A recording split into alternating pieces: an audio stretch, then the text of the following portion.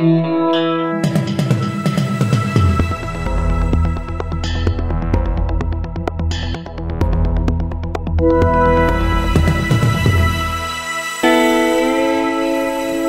back to the Batuta Advocate radio show, podcast known officially as Batuta Talks. You've got myself, Clancy Overall, and you've got Wendell Hussey here. And today we're interviewing a bloke that I just keep seeing everywhere. Of course, I don't see him on mainstream television stations. I don't see him on billboards. But in this online kind of world of Australian Ozpol, I guess, Australian politics, and the funnies that you see online, you managed to walk in both worlds. So thank you for joining us, Conrad from Punters Politics. G'day guys, thanks for having me. It's good I'm popping up on some algorithm feeds there, whilst the mainline corporate media wants to ignore this sort of stuff. It is. It's interesting. That you've found traction, because some of the things you're talking about in Punters Politics, I find are kind of inconvenient truths, and I don't say that in the kind of Al Gore kind of climate change thing. The inconvenient truth where if you were to say what you said at a dinner party surrounded by relatives who all care about the planet and care about society, but if you were to say that with no one around you able to refute anything you were saying, it'd kind of just kill the mood. You know what I mean? No, that happens to me on the daily. This is probably why I started putting it online, because I'd just be with friends being like, guys, do you know that Qatar made $80 billion last year from their gas exports and we export more gas than them? They're like, man, like, cool, like, okay, what are you going to do about it? And then did you see the footy last night? I'm the buzzkill, so I'm like, man, it's like, no way, of course not. That's right. So it's like, I went online, I suppose, because I'm like, man, no one's listened to me around my dinner table. Let's just take this online and see what happens. Yeah, it's kind of like, don't be so political is something that really kind of exists in Australia, I guess in New Zealand as well. I don't know where else, but it is kind of radical to even be political in Australia.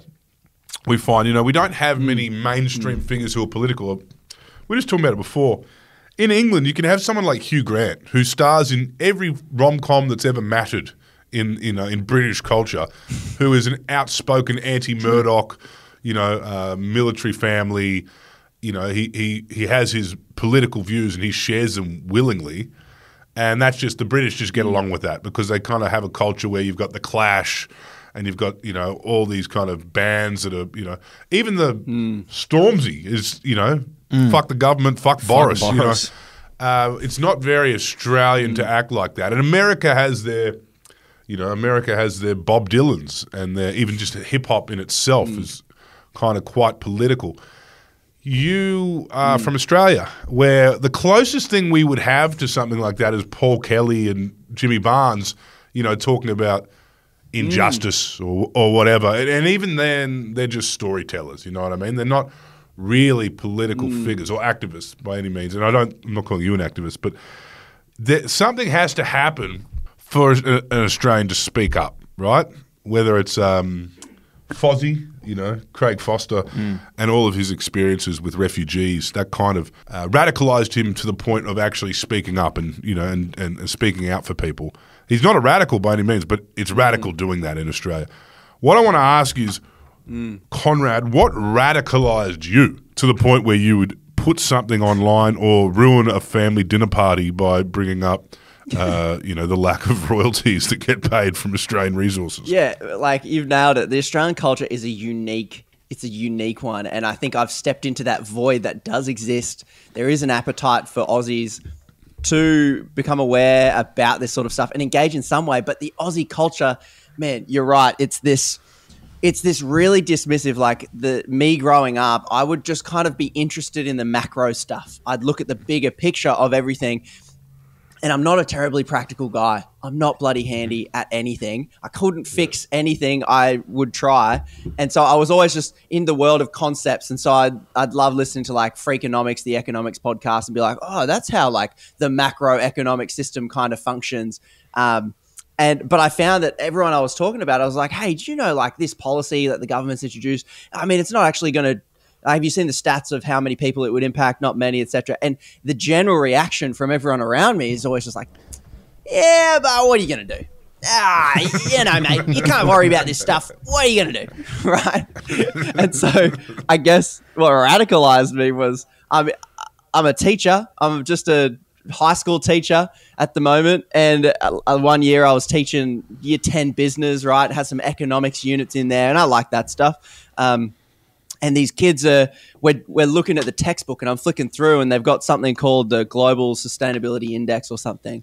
And it's this ranking system of all the countries in the world and how we're doing on progress towards climate change, women in politics, sustainability, pollution in the environment, like just every metric that you'd measure a planet for, like social welfare, et cetera, et cetera.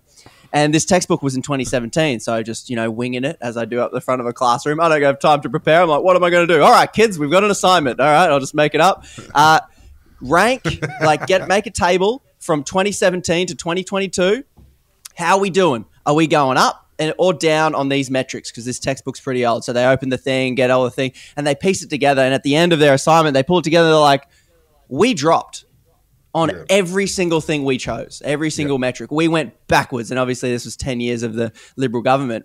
And they just asked me that one question. They're like, sir, why? Why are we going backwards on everything? Is the government not seeing how poorly we're performing on everything? And at that moment I was like, well, like, what do you want me to say? Like, obviously it's money in politics. Obviously, it's because your politicians have sold you out. But I'm like, a teacher, I don't know how much I'm allowed to say. I don't want some American style, this teacher's propagating my son. So I was like, all right, kids, you ask him. Write him a letter and see what he says. And so I got them all to just write a letter to their MP being like, yo, here's your report card. You failed. Why? And, the letter back was supremely disappointing. But that was the moment where I was like, man, this is such a joke. Like, the data's out there. It seems pretty obvious. Why is it so controversial to look at something and go, hey, why can't we have what we are potentially owed if it's mining royalties or a clean environment or progress on things that other countries similar to us are doing better than us at? Why is that such a bad thing to want, right? Mm. How did you find the background in teaching helped you communicating this sort of stuff, speaking about it? I feel like standing up there in front of a room full of kids who may have some kind of preconceived notions about things from what their parents have told them, but are generally a bit of a blank slate. But they're quite critical. They ask hard questions. Yeah, how helpful do you think it's been having that teaching background doing what you're doing now on the internet? It's probably given me all the skills to kind of take a complex idea and really simplify it. Like, I don't know the last time you've tried to explain anything to a 15-year-old. It's a lot of political communication, funnily enough, is at a grade 10 level. And that's like a lot of what I'm talking about. You've got to take these big concepts and just try and get the essence of it.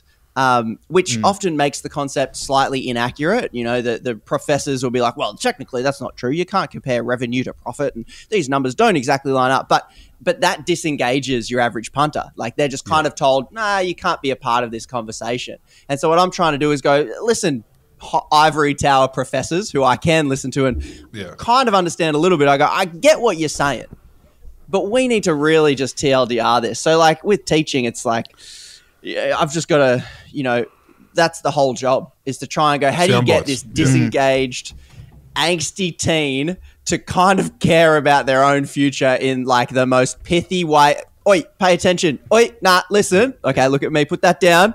Here's what you need to know. So I guess it's a very similar skill to just be like punters are busy. They got stuff to do. They got money to earn, but there's stuff that they need to care about. So I guess in a similar way, I'm like trying to compress it to go, I know it's complicated, but here's all you need to know. What you're actually saying, it really shouldn't be too hard to argue these things. Well, you're explaining something. I don't think you're actually doing the work of an activist. It's more just an explainer quite often. Punters politics, it is what it sounds like.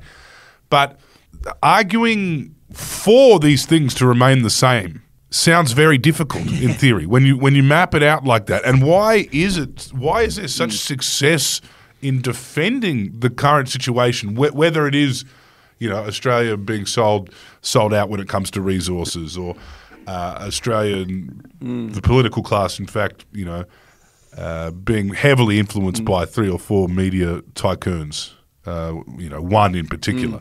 You've named Rupert Murdoch, and we've got Kerry Stokes, and we've got Peter Costello to a degree there with 9 newspapers. We all know this to be true, really. When you actually, like, a lot of those things, you can just think about, people kind of know that. It's kind of hard to argue for that, remaining the same, or anything that you're talking about. Why do you think they succeed in, Australian politicians from either side of the aisle? Why do they succeed in running this circus in the way they do? And when I say circus, I mean the system of which you are, doing quite a good job of explaining to the everyday people. Well, I guess it's probably because it's what they've done for so long and they're bloody good at it. Like the thing we would call media today, that I call the corporate media today, its whole purpose to exist is to control the narrative of what Australians talk about. And they do it to such a successful degree that even a publicly funded broadcaster like the ABC, which doesn't have financial corporate incentives, will follow the news cycle that the Murdoch media and the corporate media, the issues they talk about, they put it into public consciousness. And then everyone talks about it. And that's why it's an interesting thing. Like you say, like the stuff I'm pointing out, you can't really argue with it. Look at the royalty rates that we are getting paid for our gas, our coal, our resources that belong to all of us, and then look at the profits that these foreign-owned entities are pulling in. Look at the numbers. It's not controversial. Anyone who says, "Oh no, it's a good thing that we give our stuff away for free," that's awesome. It can't be argued with. So what they do, at least from my perspective, is they place a lot of landmines in the conversation to be had, and they divert everyone's attention to a more trivial surface level layer of it. They'll turn it into a culture war. So the whole climate change debate has been successfully laid with so many pitfalls and landmines. And the climate change one, it's perfect for it because it's a higher level concept where you're trusting experts to tell us on the aggregate data what's going to happen and potentially the statistical likelihood of things going not well for us. But because it's so abstract, you can fill it with a bunch of misinformation, get people focused on how Greta's just this angry teenager just getting, just calm down. Like, those activists wasting my time on the road. Like, we can focus on the trivial rubbish on top, and that will successfully distract from potentially what I guess some things I'm pointing out, which is we're all getting scammed by these companies. They're not paying tax, et cetera, et cetera.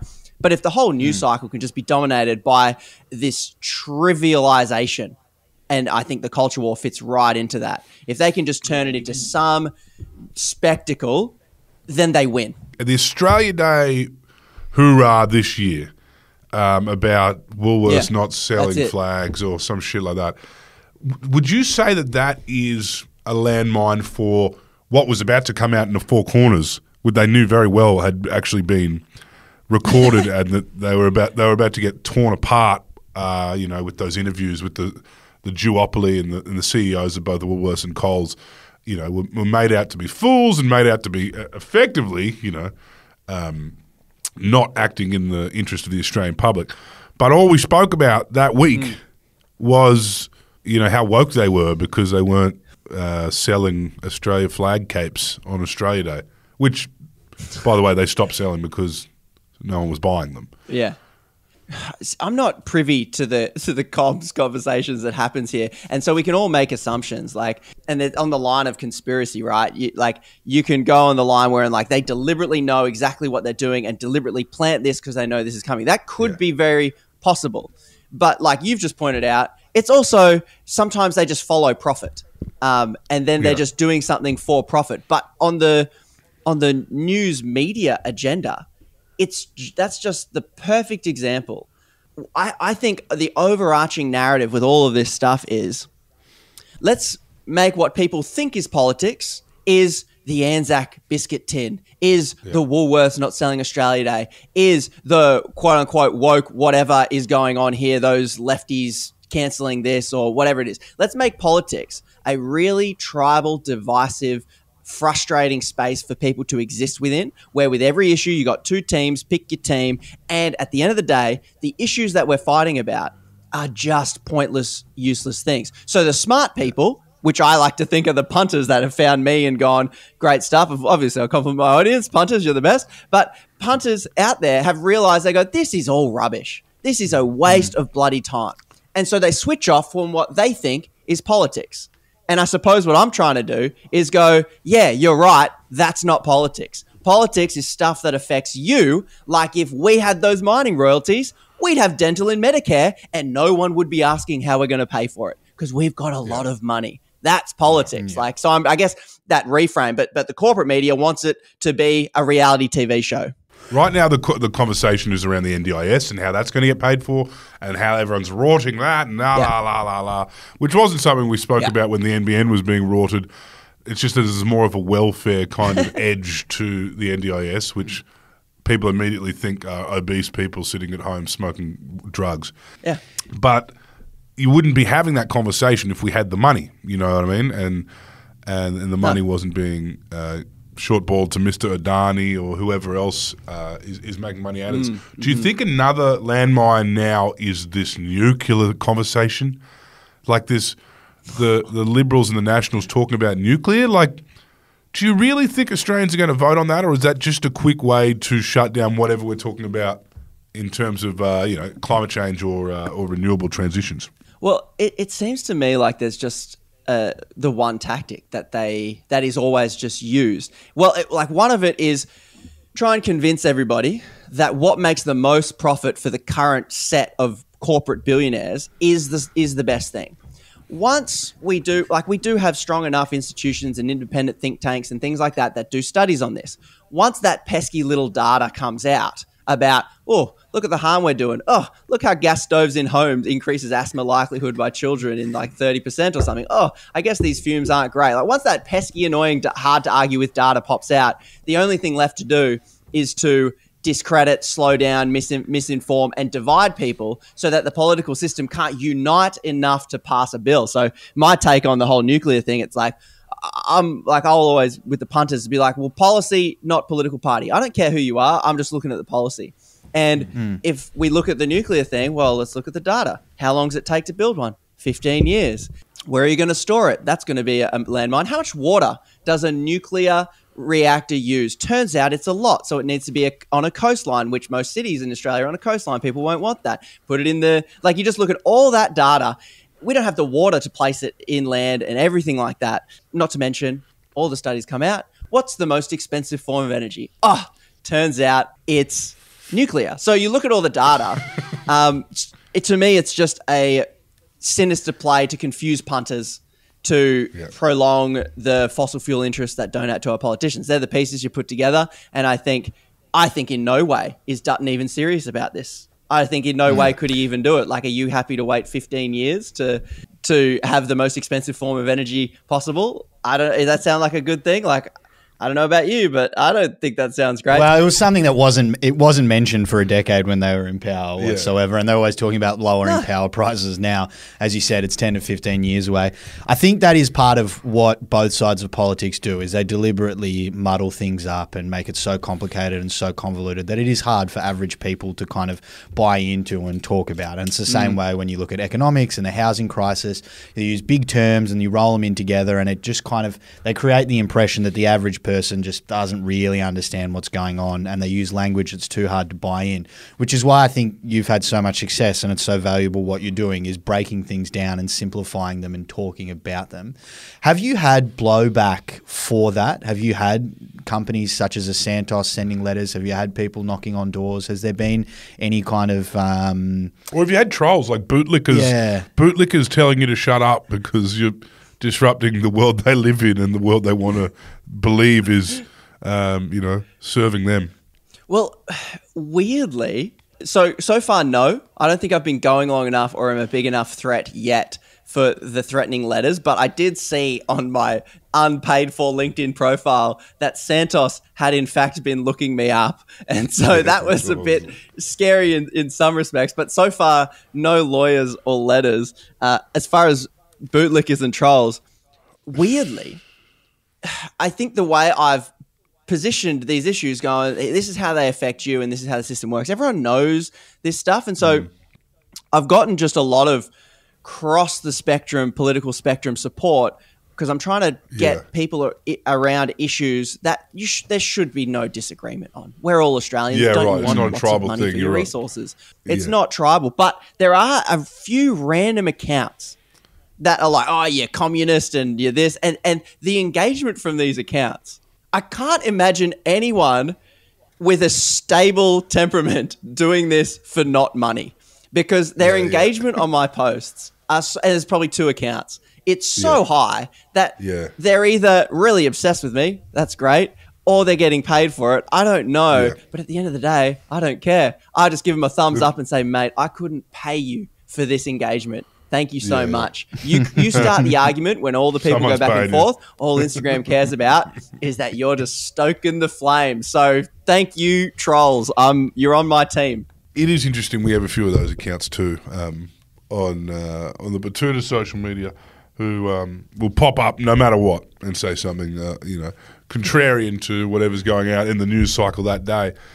I want to talk about the current government, though. Like, we could talk about these tricks and all this shit we're talking about.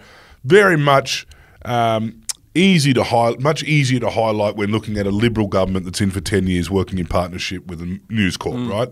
We've seen all those tricks over those years since basically it really ramped up this partnership, and they haven't always been, odd bedfellows. They've always, like, once upon a time, News Corp and Murdoch picks winners. Murdoch was running alongside Labor governments, and the talkback hosts were cheering on Bob Hawke, and like that has happened before as well. Right now, as it stands, it is the Liberal Party and National Party coalition working in partnership with the Australian media, who, you would be lying to yourself if you said that wasn't the case. If you were to say that the current government is being endorsed by our fourth estate, I don't know if that is, especially after that referendum where we got to see everyone working purely in tandem. But that's not to say that there aren't dirty tricks being played by the current government who, aren't exactly a minority government, but they got in power despite that whole system working against them, and, they got a very low primary vote. The Albanese government. The lowest, yeah. The lowest yet. What kind of tricks have you seen from Albo and Labor? Like, one that comes to mind was actually Mediscare was shortened Turnbull 2016. Yeah. That was the Mediscare. That was low. And they sent a message out on the day pretending to be Medicare on an election day saying that the Liberal Party was going to slash Medicare. That was a dirty trick. But it also isn't what we're talking about here. It wasn't really a landmine. It was just very dodgy campaigning. Have you seen anything happening blaringly obvious from the current government? Like, that's the kind of stuff where I don't follow as closely as far as the tactics they put out there. It sounds like every political party has like a misinformation arm, and their goal is just to win. And it's a tough kind of spot to be in, because I don't agree with the classic disengaged false equivalents that I get a lot of feedback from the punters. They're like, oh, they're all the same, and what's the point? And I think that's where they win. If they can make punters disengage from the stuff that impacts them the most, that's the win. And so in ways, Labor is identical to Liberal. They're taking the exact same fossil fuel money. But then when I come back and look at the policy, Labor's policy is like a few centimetres better than Liberal's policy on some of the things I'm looking at. Like, there are some things where they're heaps better, but on the things I'm looking at, the real bread and butter of money in politics, they'll vote together on stuff. Like, you look at the stuff that they vote together on, and it's you can see why people get really kind of disengaged with it. And I'm still trying to work out myself what kind of Prime Minister Albo is, because I hear he comes from the very progressive arm of the Labor faction, but then he's voting for and pushing through like environmental amendments just as the fossil fuel companies want him to. he makes changes to the tax cuts, but only slightly. But I'm working out, is he just a really savvy political operator, or I don't know. Like that whole. I'm still trying to work it out myself, to be honest. I mean, there is an argument to be made that he came out of the Friends of Palestine left wing of the of the Labor Party, and he was involved in some serious left wing kind of conversations.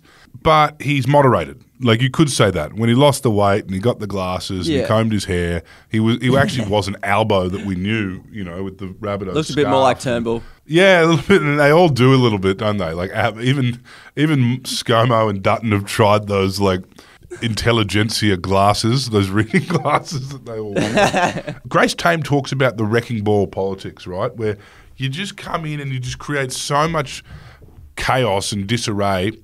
And, while you're in power, if people can lose faith in the political system between you and your opposition, I don't think Albo's doing this. I think Albo is actually trying to be a bit quieter and cause a lot less drama, because we've just come off the back of a Morrison Prime Minister, which was like Morrison's term was noisy, right? And it was there every single thing, every single day he was in the news for something.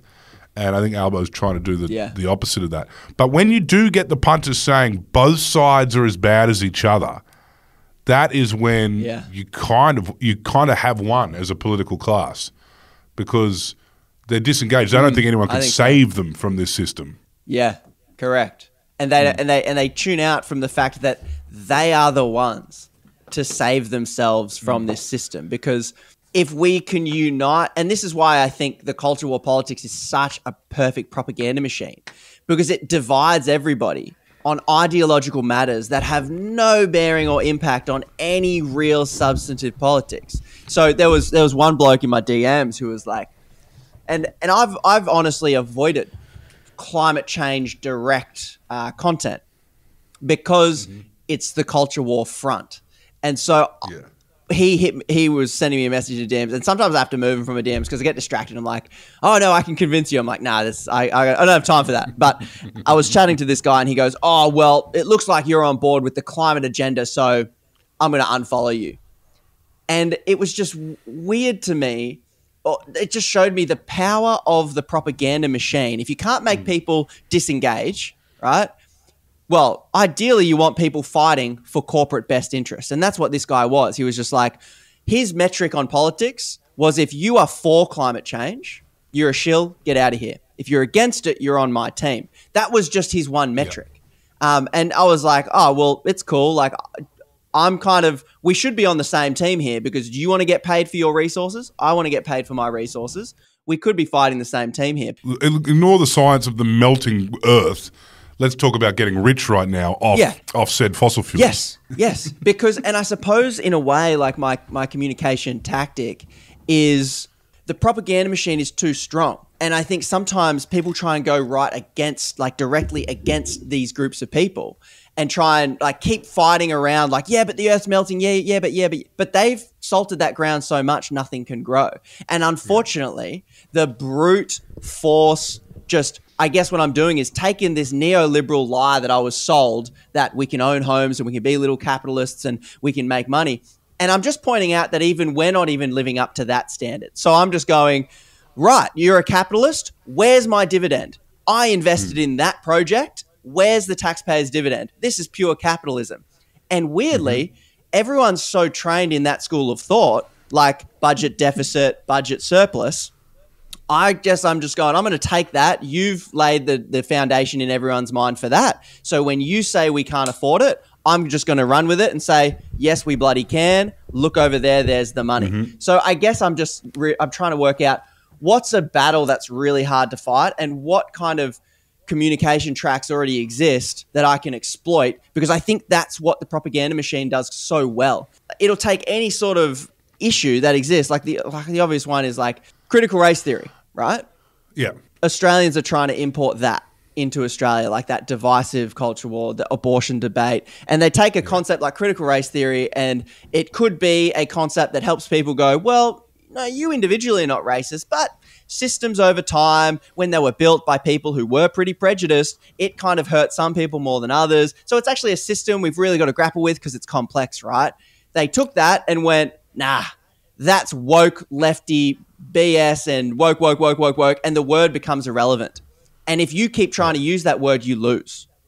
And so I think it's like a communication battle in some level. You speak about the propaganda machine. I think there's also an element of the Australian media that feeds back on itself in terms of getting lazy. Like, it's much easier to write a story about furries in schools needing litter boxes and how it's actually an OH&S issue, as opposed to talking about how resources are being divvied up because, that debate has been murkied and convoluted by lobbyists and politicians and people in the propaganda arm, et cetera, et cetera. Outside of Australia, it's not necessarily the case. Do you have any kind of figures you look at overseas or characters who kind of influence what you're trying to do and the way you're trying to communicate? Jon Stewart? Is it Jon Stewart? Jon Stewart, yeah. Like, those guys are obviously like, they probably really put it into my consciousness watching these comedians like Jon Stewart, like John Oliver, who engage with politics. Like, that's the age of politics I grew up in. Like, some of this stuff is so ridiculous. Only a comedian can actually point out what's true, because only a joke can make sense of just how bad some of this stuff has gotten. So I guess looking at those guys really kind of inspired me in the satirical take. The only way to engage with politics is in just to point out how absurd it is, because if you didn't laugh, you'd cry, sort of thing. And that's people in my DMs. They're just like, oh, I love your stuff, but this is depressing. And it's like, it's funny, but it hurts so much. And I understand it. And so it's like, America's been doing this for quite some time. They're so politically engaged. There's so many people who are, on YouTube explaining complex stuff in simple formats. There's quite a massive YouTuber ecosystem in the translation of politics to punters sort of thing.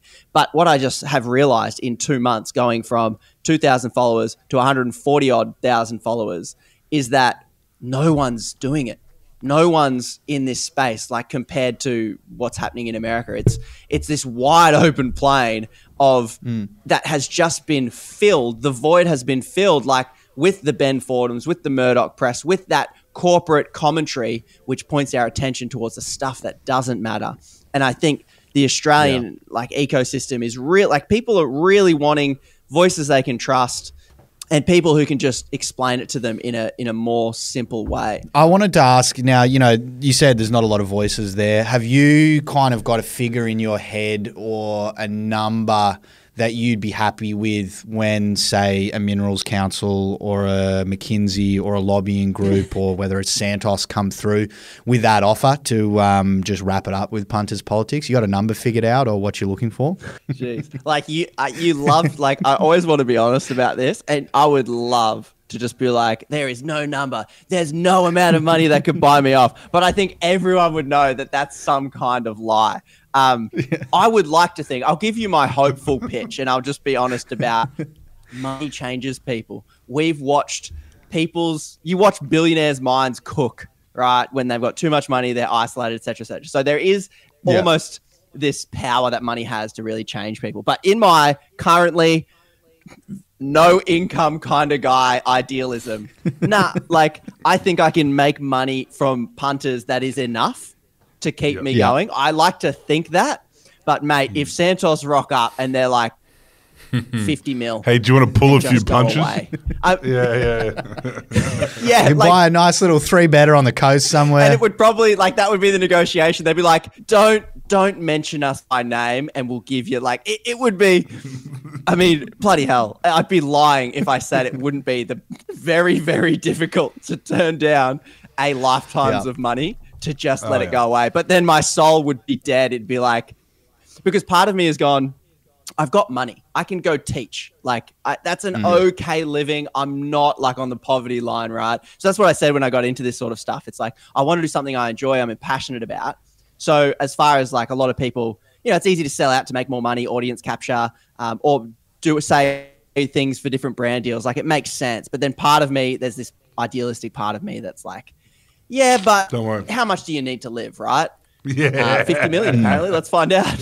Yeah, look, we've got our number here. We're just waiting for the day. What we need to live changes. What's your number?